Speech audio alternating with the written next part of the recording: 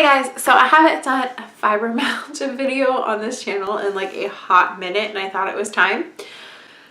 But the reason being, I feel like I'm always doing fibromyalgia videos. I actually do them every single month, and it's because I've been doing videos for a channel and a site. They have a site and it's like a whole community, and it's not just fibromyalgia, it's like depression, RA, lupus, just all kinds of stuff on their YouTube channel. But I'm one of their fibromyalgia people, so I'm a contributor to their channel, and so monthly I'm doing fibromyalgia stuff for them, and like topics and stuff. And so I always feel like I'm doing it, and then I realize I feel like I'm neglecting this channel. But in the link below, I'll link their channel.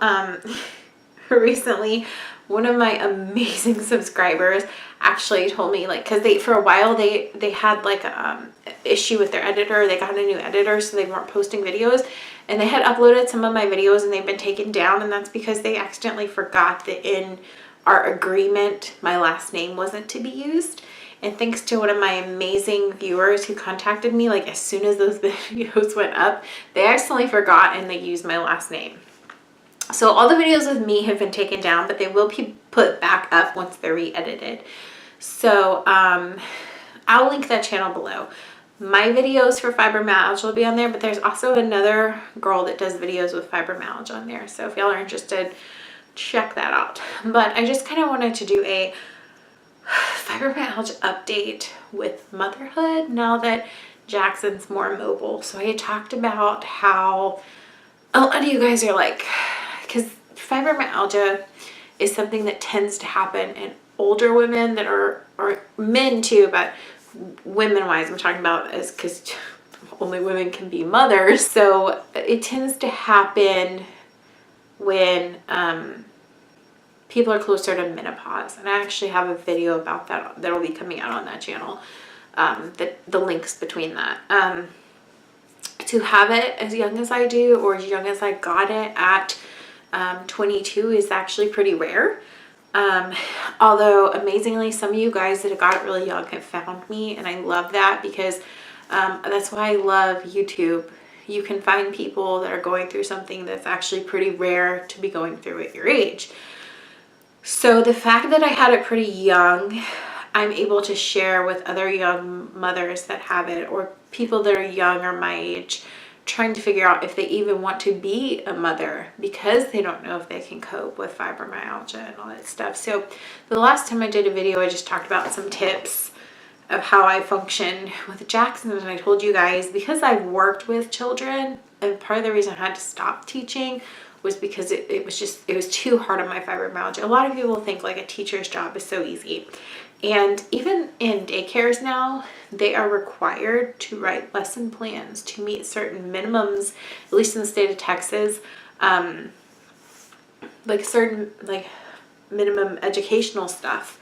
So teachers in daycares do have to write lesson plans. They have to come up with some kind of educational plan for the day every single day.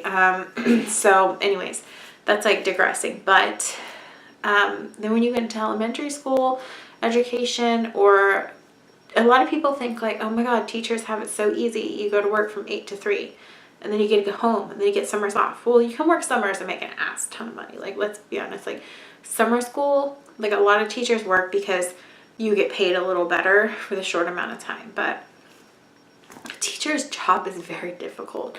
It is not just 8 to 3. You're there before your students, you're there all day with your students, and then you're there till nighttime working on lesson plans, working on checking grades. Just there's a million things that teachers do and they don't get paid enough for.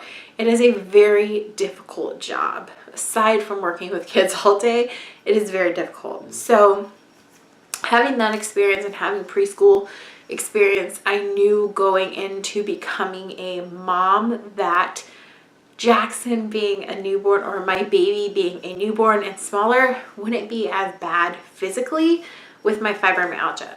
Because when they're little and they're not very mobile, You can sit in bed with him all day and read books and do stuff that's not that physical. Or you can just sit there with them while they do tummy time. It's when they become very mobile that it becomes harder. And Jackson's 10 months old now and extremely mobile. And so I thought I would give you guys a little update. It is a lot harder. It is a lot harder now that he's mobile.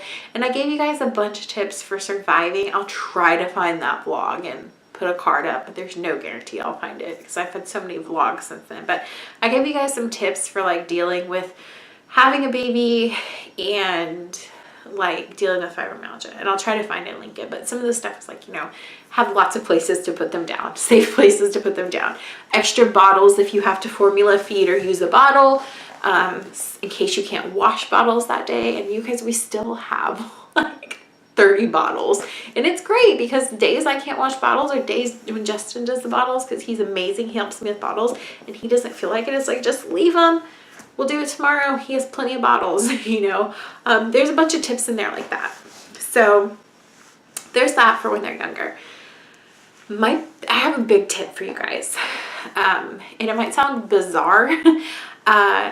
It might seem like contradict stuff, but you know, like, yeah, you can buy a jumper, and I have a playpen for Jackson and I put him in it when I'm doing things like unloading groceries, like going in and out of the house. I need a safe place for him.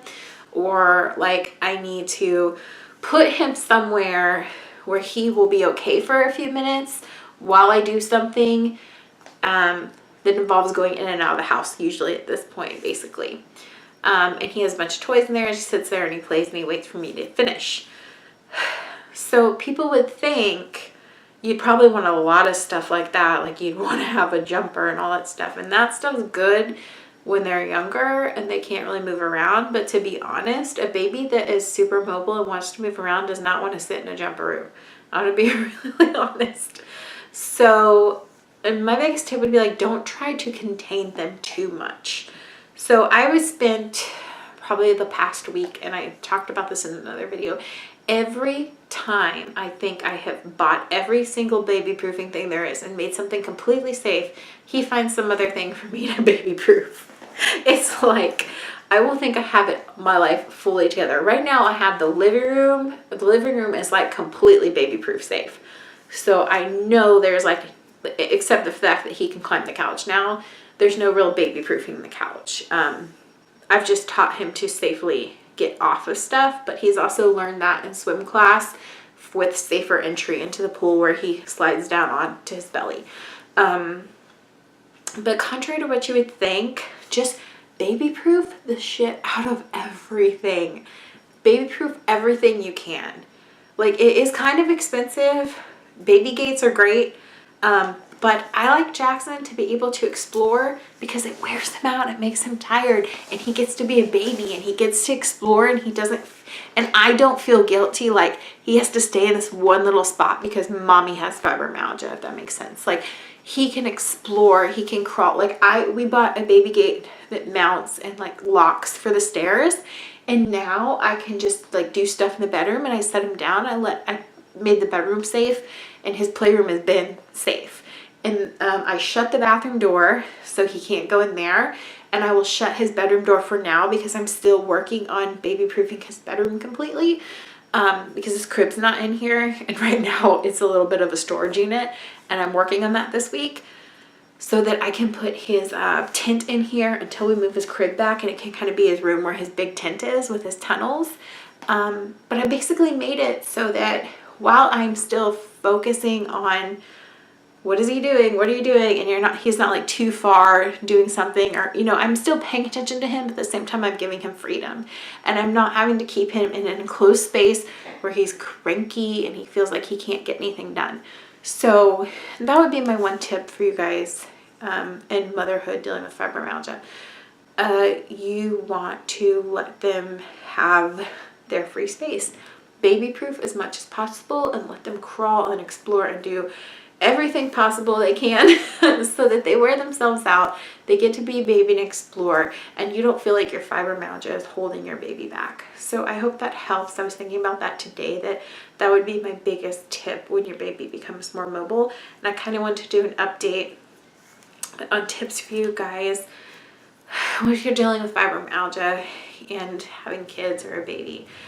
Some of you guys I know have fibro and your babies are younger than Jackson, so I want to get that out there before your babies become mobile. Just baby proof as much as you can. It's kind of expensive up front, but it's so worth it to just let them explore and, you know, not have too many no-no rooms. And like I said, it wears them out. And they get to be babies and you won't have this guilt of holding them back. So anyways, that's my little short video update I want to give on my tip. Like when I start coming up with more tips for you guys as he grows, I'll try to do these kind of videos. Like I said, I will link the other channel in the description box below, so when my videos get re-uploaded or my new videos come out, you guys can check them out. I'll see you next time. Bye.